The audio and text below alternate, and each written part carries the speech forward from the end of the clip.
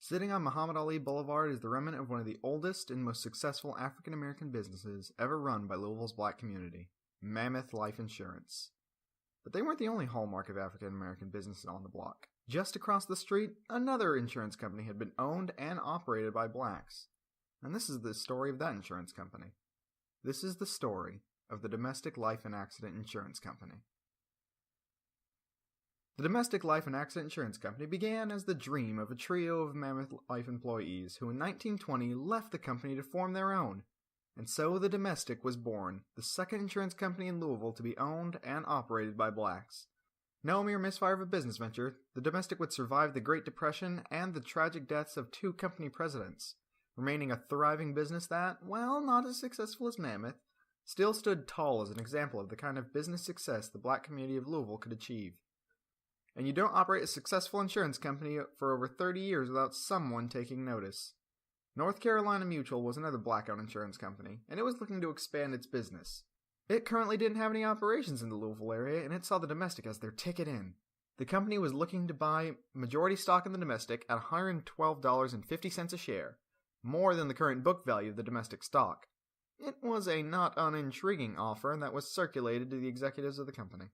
But just 2 days after the executives of the company received North Carolina Mutual's offer, another group's offer came in. An offer by a group who identified themselves only as the Syndicate.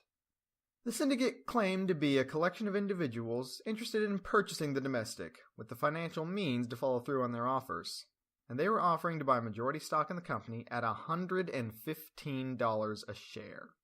While North Carolina Mutual sent a representative to have dinner with the Domestic's VP and seal the deal, the Syndicate was having the Domestic's executives hold a special meeting to talk about their offer. And just days after that special meeting, North Carolina Mutual received word that their proposal had been tabled.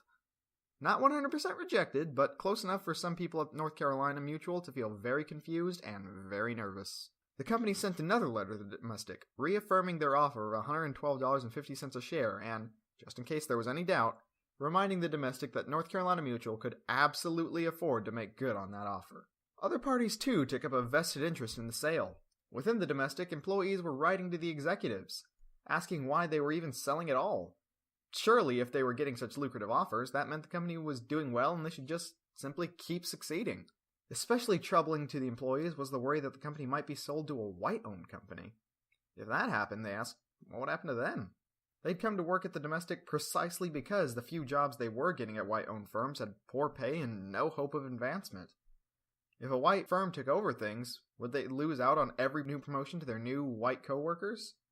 Would they even keep their jobs at all? While the employees in the Domestic asked such questions, the black-owned insurance company Atlanta Life Insurance also stepped onto the scene.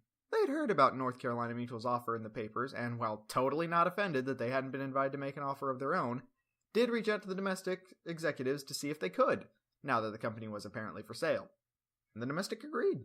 Atlanta Life's reps got an appointment booked with the Domestic's own President Sanders and booked a flight to Louisville. Before Atlanta Life's reps ever made it to the table, however, the executives of the Domestic put it to a vote, and shortly thereafter came out with a decision that they would be selling majority stock of the company to another firm at $115 a share. With the announcement, a name was put to the syndicate, and that name was Kentucky Central. Whatever impact North Carolina's last-ditch efforts might have had, it wasn't enough. The worries of the employees had fallen on deaf ears, and probably the most thrown by the announcement, the reps of Atlanta Life, who found out about the sale when the Domestic's president sat down with them and, rather than beginning negotiations, simply read an article in the paper to them that reported the sale of the Domestic to Kentucky Central. And while the Atlanta Life reps were still trying to regain their composure and figure out what was going on, the Domestic president had them thrown out. Soon after the decision was made, the Domestic's executives sent out a letter to every stockholder, informing them of the terms of the sale and instructing them to sell off their shares to Kentucky Central, either for cash or in exchange for shares of Kentucky Central stock. The letter explained how advantageous the offer was to all stockholders, and how Kentucky Central had been chosen due to its prestigious reputation as the oldest firm in Louisville, and, to be fair, it was. But it was also an insurance firm owned and operated by white individuals, and the dissension of the sale mounted from murmurs into an outcry. The Bowling Green agency urged the domestics' executives to rethink their decision, reaching out to the widows of one of the company's former presidents, who herself felt heartbroken over the idea that the company her husband had given his life to was now being sold into white hands. Atlanta Life stepped in as well, pleading with the domestic not to sell to Kentucky Central.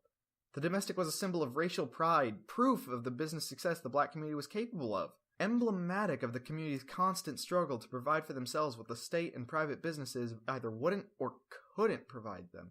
When impassioned appeals to racial pride didn't work, Atlanta Life tried using money to turn things around. Negotiations or no negotiations. It offered to buy out the domestic for $120 a share. Appeals and money both seemed to fall short, however. But even then, the community wasn't done fighting. Remember that widow of the domestic president the Bowling Green agency contacted for a comment on their own appeal to the domestic? Well, her name was Mary Elizabeth Spradling, and she came up with her own way to try and stop the sale.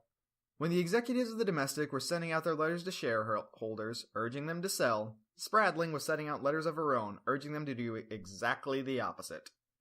You see, the executives of the domestic had a lot of shares in the company, but they themselves didn't have enough shares to sell Kentucky Central the full majority the deal had been agreed upon. And if Kentucky Central couldn't buy up enough shares to have a majority holding in the company, the deal was off. Spradling formed the Domestic Stockholders Committee with one goal: block the sale. But then she got wind of Atlanta Life's own offer to the domestic, the offer of $120 to Kentucky Central's $115. And then she saw another way to fight the sale. If the domestic's executives had ignored the offer of Atlanta Life in favor of selling to Kentucky Central, her lawyers told her, then there was a case that the domestic's executives were failing in their obligations to act in the best interest of the stockholders. And so, the Domestic Stockholders Committee sued the executives of the company to try and bar them from selling, and make sure that if the company must be sold, it would be to the best offer on the table. This was the last real option the dissenters of the sale had to stop it. When all other avenues had collapsed, this would be the tool they would use to keep the domestic in black hands. And it failed. Despite all the efforts, the sale ultimately went through and the domestic was sold to Kentucky Central. That defeat doesn't defeat the purpose of the story here. Seeing the effort and the passion and the lengths the black community went to try and keep the domestic in their hands says something about the immense sense of pride the black community had. It also says something about the unity of it. That the companies as far away as Atlanta were making the same arguments against selling to whites that the locals were. The black community of Louisville wasn't able to hold on to the domestic in face of some undoubtedly shady, under-the-table dealings. But the fight they put up shows just how much keeping their businesses theirs meant to them.